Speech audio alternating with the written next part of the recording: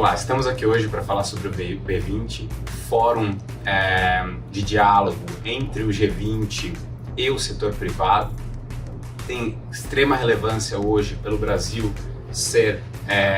ter a presidência do G20 e a Deloitte tem o prazer e a honra de ser o Knowledge Partner de duas frentes esse ano, a frente de integridade e compliance e a frente de finanças e infraestrutura, onde hoje temos o prazer aqui de conversar com a Luciana Ribeiro, que ela lidera a força-tarefa de finanças e infraestrutura, frente super importante nas discussões das definições estratégicas e recomendações para o G20, em uma conversa entre o setor privado e o setor público em torno dos objetivos globais, principalmente de transição para uma economia de baixo carbono e fortalecimento das cadeias globais de valor.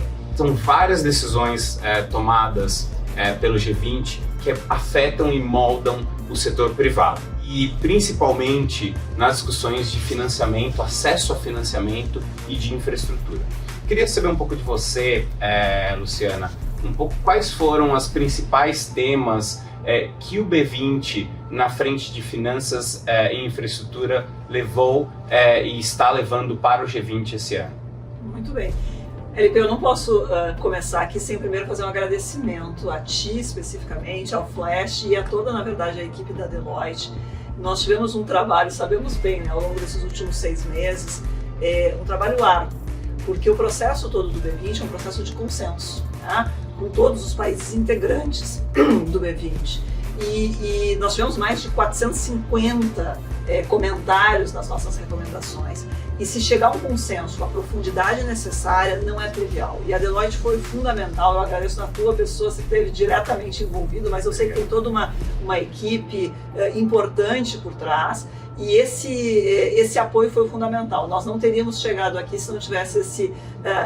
Primeiro, obviamente, a profundidade de conhecimento, mas mais do que conhecimento, essa capacidade de congregar todas as visões e formular uma política que, de alguma maneira, pudesse atender esses 20 países. E nós conseguimos, de fato, ter o consenso nas negociações. Eu acho que foi um enorme avanço, fico muito feliz. Então, obrigada, em primeiro lugar, a Deloitte, trabalho árduo e fundamental. Nossa força-tarefa é de finanças e infraestrutura. E até da temática core do B20, nós acabamos aprofundando muito o tema de clima e como a questão de sustentabilidade e clima afeta essas diversas questões de financiamento e infraestrutura.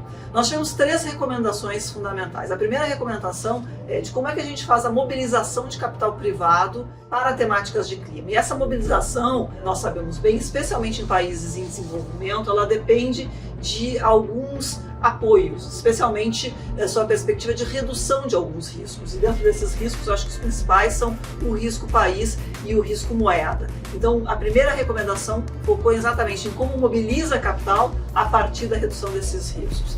A segunda temática que nós abordamos foi a temática de infraestrutura, onde nós trouxemos uma discussão sobre como criar processos que criem standardização across setores, across geografias, para que a gente permita um processo de licenciamento de infraestrutura mais rápido.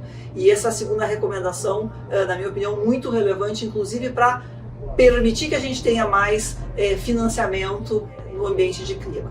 E por fim, você comentou no início, a nossa terceira recomendação ela está vinculada aos pequenos e médios, às pequenas e médias empresas, ao microempresário, que precisam ser trazidos dentro dessa perspectiva de transição ecológica, de transição verde. Eles não podem ser deixados para trás. Nós vamos romper as cadeias de fornecimento se nós não trouxermos o pequeno, o médio e o micro dentro desse contexto. Então a terceira temática fala com o financiamento desse pequeno e médio. Não, legal, Luciana. E a gente sabe que cada vez mais o setor privado tem uma necessidade muito importante do capital privado dentro dessa transição. A gente fala em números de 3 a 5 trilhões ao ano necessário para essa transição e cada vez mais o risco, quando a gente olha do seu ponto de vista global, ele tem aumentado nos últimos anos e isso, de certa forma, tem um pano de fundo muito importante para a gente conseguir fazer a transição. O que você tem visto que já está funcionando sob o ponto de vista de transição, de financiamento para a transição energética e também para uma transição para uma economia de baixo carbono, e quais são as novas soluções que potencialmente pode ajudar a gente nesse objetivo final da transição para uma economia de baixo carbono. Perfeito.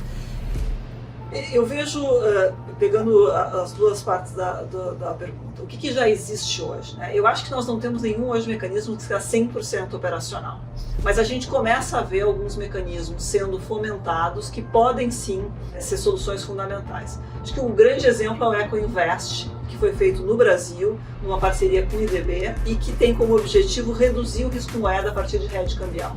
Esse é um processo que ele não está implementado, ele está em processo de implementação.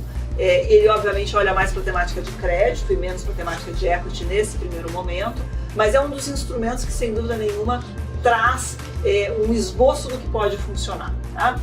Quando a gente olha por baixo das nossas recomendações, nós estamos trazendo, além de fomentar mais instrumentos nesse sentido, e inclusive instrumentos de equity, mas também que a gente permita que determinados bolsos que não são hoje acessados possam ser acessados. Então, nós fizemos toda uma recomendação focada nas seguradoras e nos bancos, que hoje, por uma série de regulamentações, tem uma inviabilidade técnica de fazer determinados investimentos e de assumir determinados riscos. E que se nós formos capazes de sensibilizar o legislador para que se altere essas regras, nós teríamos sim um fluxo de capital mais relevante, especialmente para os países em desenvolvimento e subdesenvolvidos. Legal.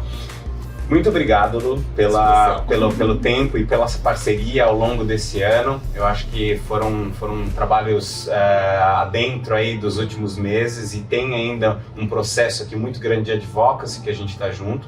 E queria agradecer a confiança e a parceria ao longo desse tempo. Muito obrigada. Obrigado. Tchau, tchau.